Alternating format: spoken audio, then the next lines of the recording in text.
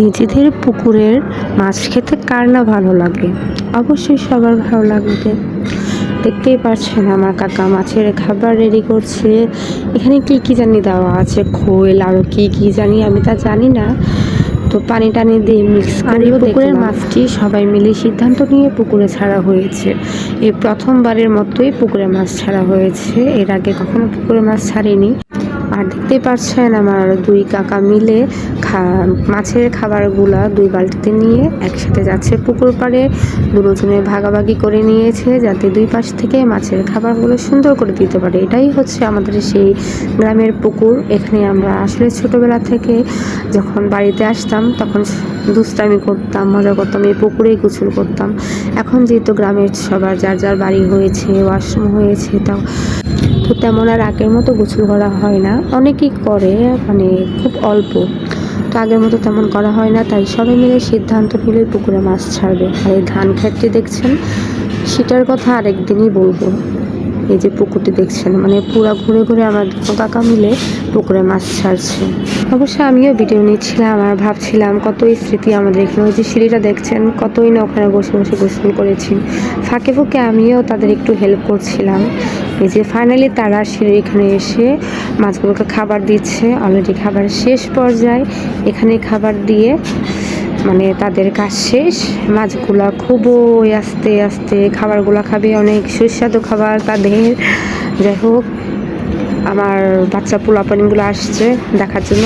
আমার বলতে আমার মেয়ের বান্ধবীরা অনেকেই আছে, দেখতে আসছে মানে কাকারা কি করছে। তো আমিও তাদেরকে বোঝাচ্ছিলাম যে এখানে খাবার দেওয়া হচ্ছে। আমার কাকারা আমাকে বোঝাইছে, এখন আমি আমার বাচ্চাদেরকে বোঝাচ্ছি যে এখানে খাবার দেওয়া হচ্ছে মাছের।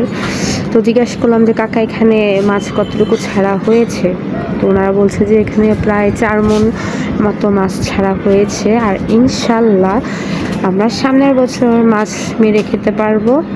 এই বছর তো মাত্রই ছাড়া হলো।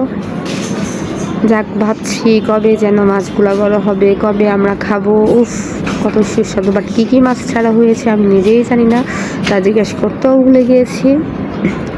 তো দেখতে পাচ্ছেন আমার এক কাকা বালতি নিয়ে নেমে গেছে, এটাকে ধুয়ে পুরো সিঁড়ি টিড়ি ধুয়ে দেখবেন এখনই পরিষ্কার। বলতে বলতে আর এক কাকাও নেমে গেছে, যেহেতু খাবারগুলো নষ্ট করা যাবে না, বালতিতে যা লেগেছিল সেগুলো ধুয়ে পুকুরেই ফেলতেছে, মানে খাবারগুলো যাতে নষ্ট না হয়। আমার আর কি করার, আমি দাঁড়িয়ে দাঁড়িয়ে অসহায়ের মতো ভিডিও নিচ্ছিলাম চারপাশে। এই যে কত সুন্দর করে বালতি দিয়ে মানে সব কিছু ধুয়ে নিচ্ছে। আর চারপাশে পুকুরটাকে দেখছিলাম, শৈশবের কথা মনে খুব পড়ছিল। কতই না দুষ্টামি করছে। আর এই কলটি দেখছেন, আগে আমরা এখান থেকে পানি খেতাম। যেতে যেতে হঠাৎ এই গাছটি দেখলাম, আমার কাছে ভালোই লাগলো। এটা হয়তো ডালিম গাছ। ডালিমগুলা মাত্র হচ্ছে ছোট ছোট, আর ফুলগুলা তো অসম্ভব সুন্দর।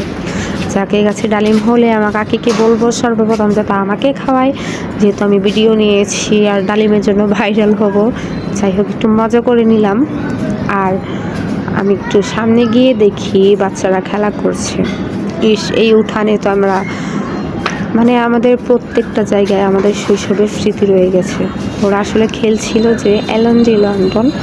যাই হোক, অনেক কিছু আপনাদের মাঝে শেয়ার করেছি, আমারও ভালো লাগলো। আর আপনাদেরও যদি ভালো লেগে থাকে তাহলে আমার পেজে ফলো দিয়ে, লাইক, কমেন্ট, শেয়ার দিয়ে পাশে থাকবেন। আসসালামু আলাইকুম, আল্লাহ হাফেজ।